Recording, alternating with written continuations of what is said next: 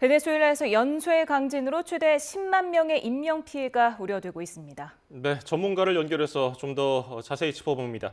홍태경 연세대 지구시스템과학과 교수를 연결합니다. 교수님 안녕하십니까?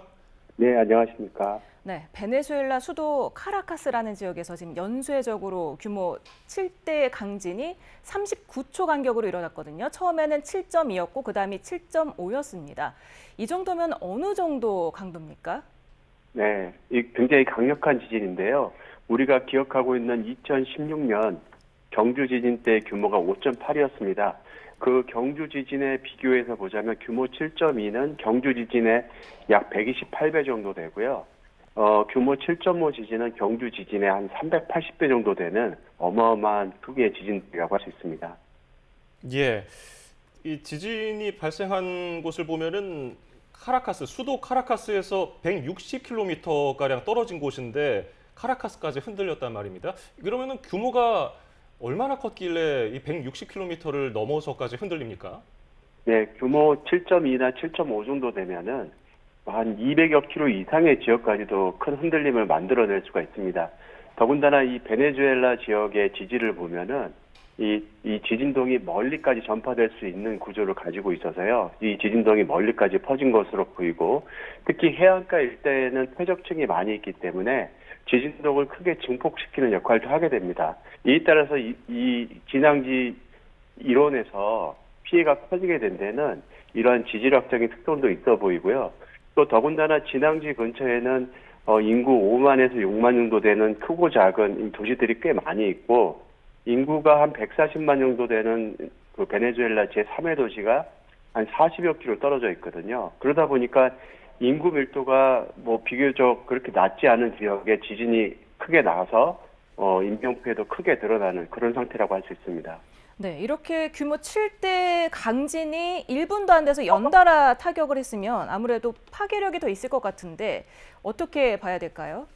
네, 규모 7.2 지진이 나고 나서 한 40초 만에 7.5 지진이 바로 같은 자리에서 발생을 했거든요. 그런데 깊이로 보자면은 처음 지진은 지하 한 20km 정도 되는 곳에서 발생을 하고 그 다음 7.5 지진은 한 10km 정도로 보다 더 얕은 깊이에서 지진이 발생하게 됩니다.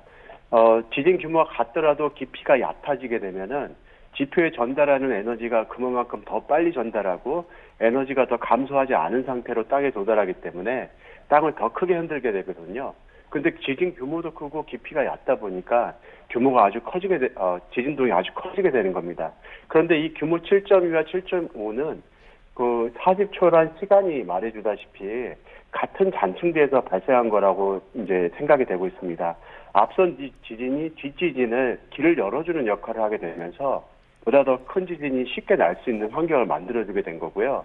이렇게 연거푸서 규모 7.0대 지진이 발생하게 되니까 앞선 지진으로 이미 붕괴에 이를 수 있는 상태에 있는 건물이 지진에 의해서 아예 붕괴가 되는 사태로 연결되는 아주 안 좋은 상황이 이어졌다고 생각할 수 있습니다. 예, 베네수엘라 정부가 공식적으로 발표한 내용을 보면은 지금까지 사망자가 최소 164명입니다. 그런데 미국 지질조사국 예측 모델을 보면은 10만 명까지 사망자가 나올 수 있다는 결과가 나왔는데 이 점은 어떻게 보십니까? 네, 그 지진 피해나 그곳에서 일어날 수 있는 인명 피해는 여러 가지 요소를 고려해서 계산하게 됩니다. 그 땅이 어느 정도 흔들리냐는 이제 기본 값이고요. 그런데 이제 그 지역의 내진 성능이 어느 정도 잘 돼 있느냐, 건축물은 어떠냐, 그래서 지질은 어떠냐, 해당 지질에 따라서 증폭 정도가 달라지기 때문에요. 또 인구 밀도가 어떠냐에 따라서 그 인명 피해나 재산 피해 정도가 달라지게 돼 있거든요. 근데 베네수엘라 같은 경우는 잘 아시다시피 중남미 국가고 또 경제 상황도 좋지 않아서 이 내진 성능을 잘 갖춘 건물이 굉장히 드문 상황입니다.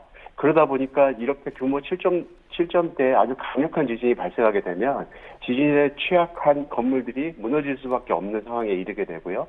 그래서 지금 이미 잔해 속에 이제 매몰되어 있는 사람도 꽤 많을 텐데 그런 여러 가지 요소를 고려해 봤을 때 USGS 같은 경우에는 최대한 10만 정도까지를 예상하고 있는데 실제 이제 인명 피해는 이런 복구가 진행되면서 인명 피해가 정확하게 판단되면서 보다 더 늘어나거나 또 크게 줄어들 다양한 가능성이 있습니다.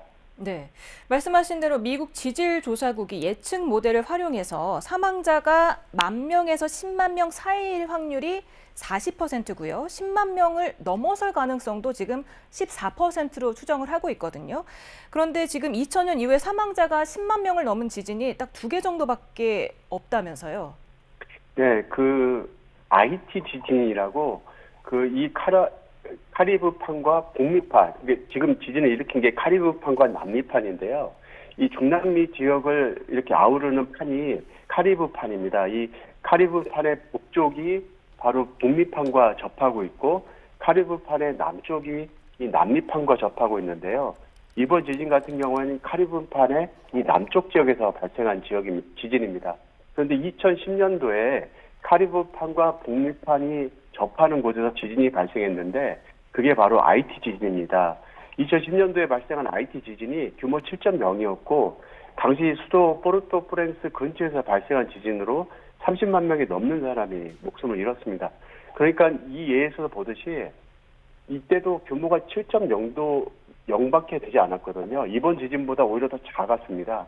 그런데 이제 지진 피해라고 하는 거는 앞서 말씀드린 것처럼 지진 규모와 땅의 흔들림도 중요하지만 해당 지역의 내진 성능을 갖춘 건물이 얼마나 잘 돼 있느냐에 따라서 그 피해 정도가 차이가 나게 됩니다. 이에 반해서 2011년도 동일본 대지진 같은 경우는 규모가 9.1이기 때문에 규모 7.1에 비해서는 약 1000배 정도 큰 지진이거든요. 그런데 그런 지진이 발생했어도 당시에 인명피해는 한 2만 명, 물론 2만 명도 매우 큰 숫자지만 지금 그 IT에 비해서는 매우 작은 숫자였거든요. 그래서 이런 복합적인 요인 때문에 인명피해가 달라지게 되는 거고 그런 까닭으로 10만 명이 넘는 숫자가 발생하는 것은 이런 이제 복합적으로 지진 재해에 대한 대비가 조금 안 돼 있는 국가에서 나오게 되는 사례가 많았습니다. 예. 그러면 일단 연구가 앞으로 잇따르겠지만은 이번 베네수엘라 지진 원인을 짚어보면은 남아메리카판 그리고 카리브해 아래에 있는 카리브판의 수평이 어긋나면서 발생한 것으로 분석이 됩니까? 네. 조금 전에 말씀드린 것처럼 카리브판과 남미판이 서로 접하고 있는 곳이 바로 이 베네수엘라 이 해안가입니다. 이 접합하고 있는 판의 경계부는 동서방향으로 길게 연결되어 있는데요. 바로 이 베네수엘라 해안가를 따라서 길게 발달해 있는 형국입니다. 그래서 이곳을 따라서 크고 작은 지진들이 발생하고 있는데 이 접합부는 서로가 서로 비껴 지나가는 수평으로 비껴 지나가는 운동을 하고 있고요. 1년에 한 2cm 정도씩 서로 비껴 지나가는 운동을 하고 있습니다. 근데 그 일부 구간에서는 1년에 2cm씩 꾸준히 미끄러지기보다는 미끄러지지 않고 그걸 에너지를 꾸준히 이렇게 쌓아가고 있는 곳들이 있거든요. 근데 그곳은 어느 순간은 부서지게 되는데 에너지가 충분히 쌓이게 되면 한꺼번에 미끄러지는 일이 벌어지게 되는데 그것이 바로 이런 큰 지진들을 만들어내고 있는 것입니다. 그래서 이 단층대를 따라서는 앞서 보도에서도 나왔다시피 규모 6점대 후반이나 규모 7점대 정도 되는 지진들이 여러 차례 발생을 했고요. 또 역사적으로 보자면 규모 8에 이르는 큰 지진들도 발생했을 것이라고 추정이 되고 있습니다. 네, 앞서서 사망자 규모가 내진 설계와 관련이 깊다고 말씀을 해주셨는데 지금 베네수엘라가 지진이 자주 일어나는 지역이기도 하고 지금 베네수엘라 내에서도 인구 밀집 도심 지역인데 내진 설계가 제대로 돼 있지 않았던 겁니까? 이게 이제 경제적인 문제들과 사실 많이 결부가 되어 있는 경우가 많이 있습니다. 그 어느 지역이 얼마만큼 지진에 대한 대비가 잘 돼 있느냐는 어떤 국제적인 규범이 있기보다는요, 사회적인 협의인 경우가 더 많이 있습니다. 경제적으로 굉장히 준비가 잘 돼 있는 국가라면은 내진 성능을 매우 강화한 그 법률을 채택하고 있고요. 그러니까 조그마한 지진이라도 지진 피해를 줄일 수 있다면 그런 발생 확률이 낮은 지진에 대해서까지도 대비를 하게 되는데요. 경제적으로 충분한 여력이 있는 국가는. 하지만 경제적으로 여력이 좀 부족한 국가라면 언제 발생할지 모르는 지진에 대해서 내진 성능을 강화한 건물을 짓기에는 매우 어려운 점들이 있습니다. 건축 단가라든가 건축 비용이 증가하기 때문에 서민 경제가 더 어려워질 가능성이 크게되는 거죠. 그러다 보니까 각 나라별로 서로 다른 내진 성능이나 내진 규정을 가지고 있기 마련이고요. 이 중남미 국가들은 아시다시피 조금 경제적으로 어려운 국가들이 있다 보니까 이 내진 성능이 다소 취약한 것이 현실입니다. 예. 홍태경 교수께서는 지진학 연구에 있어서 권위자시니까 또 이 점 여쭤볼게요. 일본 혼슈 북부에서 이 베네수엘라 강진과 비슷한 시점에 강진이 발생했거든요. 역시 규모 7을 넘어요. 이건 영향이 있는 겁니까? 네, 이 혼슈 지역에 지진이 발생한 이 지역은 공교롭게 이 베네수엘라 지진이 발생하고 나서 한 3, 40분 후에 발생을 했는데요. 그런데 전 세계적으로 이렇게 규모 7점대 지진들이 거의 동시에 발생하는 예는 그리 아주 어렵지 않게 발생하는 그런 현상입니다. 세계 곳곳에서 그런 일들이 자주 목격이 되는데요. 그래서 우연의 일치라고 할 수 있다고 할 수 있는데요. 그 이유는 일단 수천 킬로 서로 떨어져 있는 데다가 이 판의 환경이 서로 다릅니다. 이 혼슈 지역 같은 경우에는 태평양판과 일본판이 충돌하는 곳이고요. 그러니까 판이 아주 다르죠.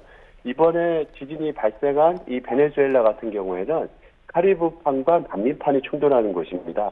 그래서 서로 다른 환경인데다가 또 앞에서 큰 지진이 발생하게 되면은 주변에 이 큰 지진동 때문에 다른 지진이 이어지는 현상들이 발생할 수도 있는데 이번 케이스는 규모 7.5 지진이 혼슈 지진을 일으켰다고 하기에는 너무 먼 거리에 있어서 그것마저도 생각하기 어려운 형편입니다.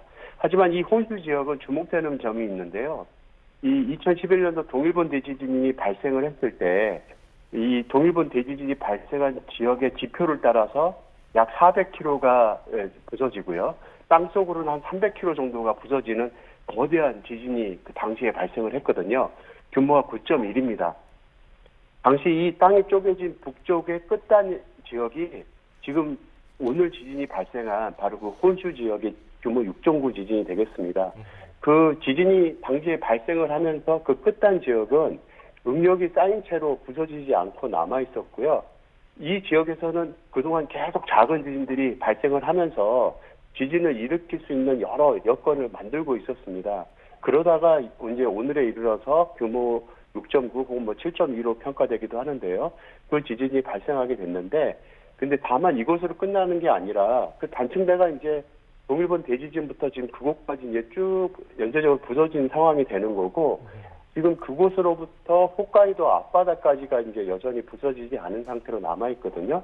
원래 홋카이도 앞바다도 큰 지진들이 많이 나는 지역이기 때문에 이 여파로 그 홋카이도 앞바다까지 추가적으로 부서지는 지진이 이어질 가능성도 있기 때문에 그 각별한 주의가 필요한 상황입니다. 예, 오늘 도움 말씀 여기까지 듣죠. 홍태경 연세대 지구시스템과학과 교수였습니다. 고맙습니다. 감사합니다. 네, 감사합니다.